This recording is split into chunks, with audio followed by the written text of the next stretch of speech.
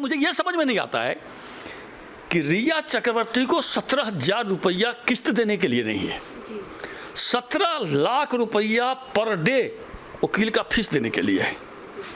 देश के 3 बड़े बड़े चैनल को मैनेज करने के लिए पैसा है। यहां तक कि विदेश में भी रिया चक्रवर्ती के समर्थन में लेख लिखे जा रहे हैं। यदि मैं रिया चक्रवर्ती की बात मानूं कि 17,000 रुपया नहीं है किस्त देने के लिए, इसका मतलब इस सब काम के लिए रिया चक्रवर्ती के पीछे कोई फाइनेंसर है। और वो फाइनेंसर फाइनेंस क्यों कर रहा है? क्या उस फाइनेंसर के लिए रिया चक्रवर्ती काम कर रही थी? उस फाइनेंसर ने बोला था सुशांत सिंह राजपूत को मारने के लिए, इसका मतलब उस फाइनेंसर को भी पकड़ना है जी।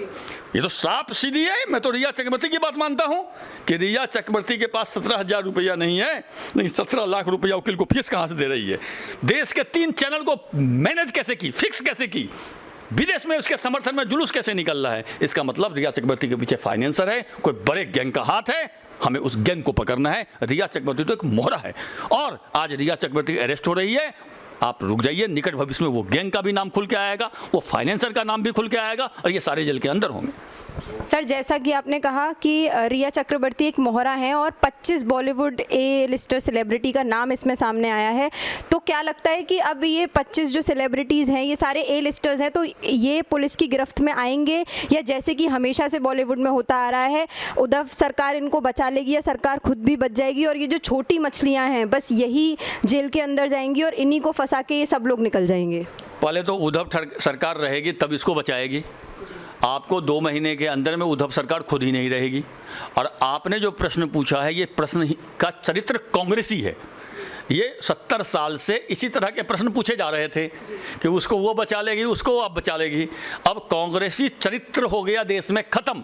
देश में आया है राष्ट्रवादी चरित्र और राष्ट्रवादी चरित्र में कोई नहीं बचता है। आप A to Z, चिदम्बरम भी पी चिदम्बरम पूर्व वित्त मंत्री बालकोनी के गमला में टमाटर उगाते थे और 1 करोड़ रुपए का टमाटर रोज बेचते थे। बालकोनी के गमला से टमाटर उगा करके 1 करोड़ रुपए का टमाटर बेचते थे। पकड़े गए थे जेल में, जमानत पे हैं। ये मत कहिएगा कि जमानत पे है, जमानत किसी को भी मिल सकता है।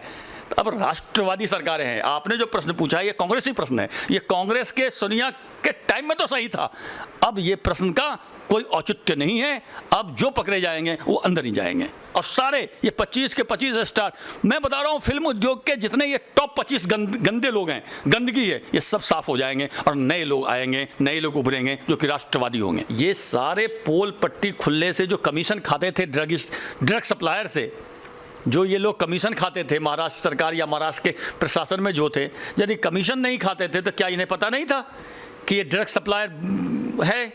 मुंबई के फिल्म उद्योग में लोग ड्रग ले रहे हैं, इन्हें पहले पता नहीं था। आज रिया चक्रवर्ती ने 25 बॉलीवुड स्टार का नाम खोल दी है, इन्हें नहीं पहले पता था। आप पूछिएगा कौन है 25 टॉप 25, आप नाम लीजिए, सारे बॉलीवुड स्टार आ जाएंगे। सारे ये सलमान रहे चाहे शाहरुख रहे, सब फंसेंगे इसमें, कोई बचेगा नहीं। रणवीर सिंह का नाम पहले भी लोग बता चुका है, दीपिका पादुकोण का नाम तो लोग पहले भी बता चुका है। ये लोगों के नाम तो पब्लिक डोमेन में आए हुए हैं कि ये लोग ड्रग लेते हैं। करण जौहर का नाम पहले भी आ चुका है, महेश भट्ट गैंग का नाम पहले भी आ चुका है। रिया चक्रवर्ती की महेश भट्ट से दोस्ती थी, ये छुपा हुआ है। ये कैसी दोस्ती थी भाई?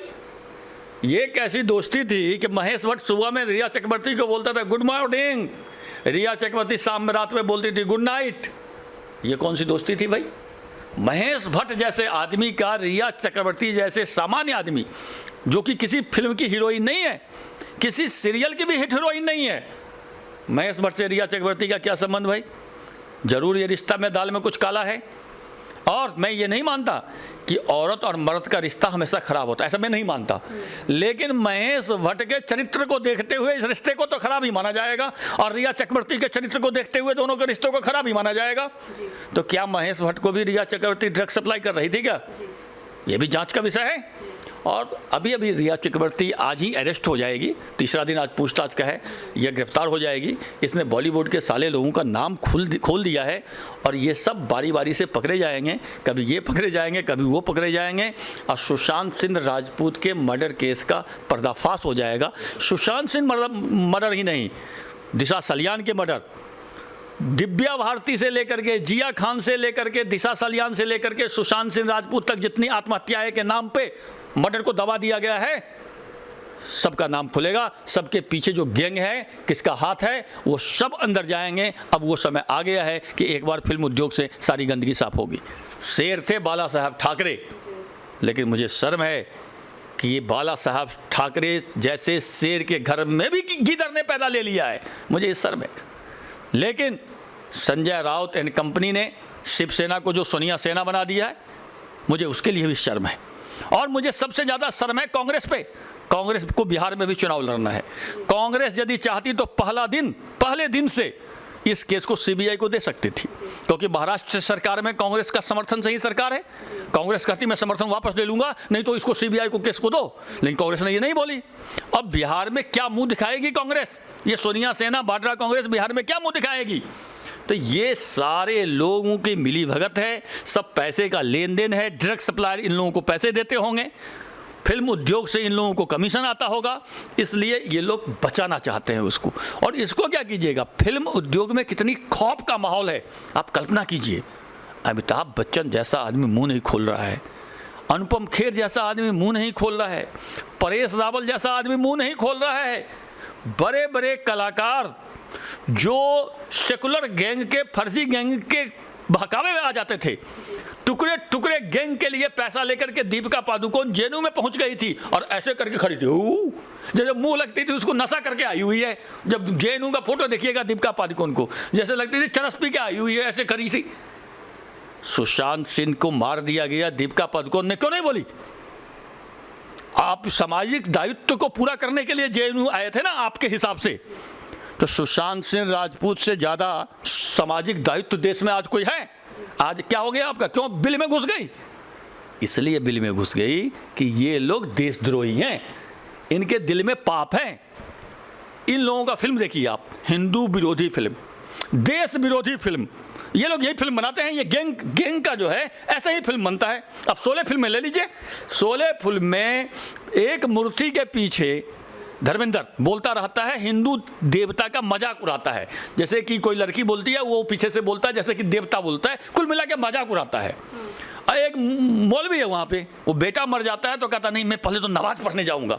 मतलब मुसलमान अच्छा है, हिंदू बुरा है। अब देख लीजिए, लगान फिल्म में देख लीजिए, जब क्रिकेट टीम का आमिर खान चुनाव करता रहता है तो एक मुसलमान दौड़ के आता है और मैं हराऊंगा अंग्रेज को, जैसे लगेगा कि वही देश का सबसे बड़ा ये है, बाकी सब गद्दार है, वो मुसलमान।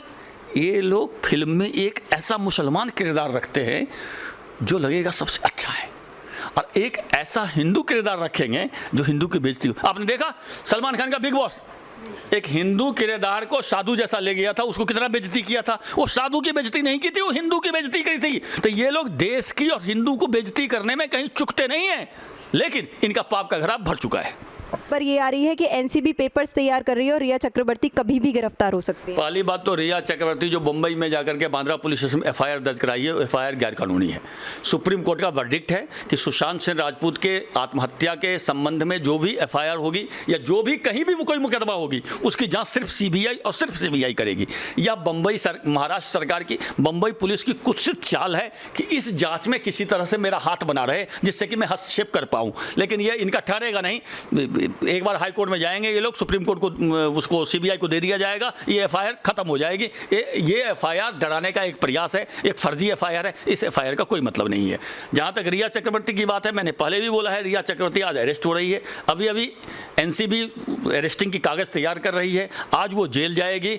और रिया चक्रवर्ती के आज जेल जाते ही, अभी जा ही रही है, वो जेल जाते ही बाकी जो 25 स्टार हैं वो बारी बारी से जेल जाने की करेंगे तैयारी, क्योंकि रिया चक्रवर्ती ने सारे का पोल पट्टी अब दिया खोल।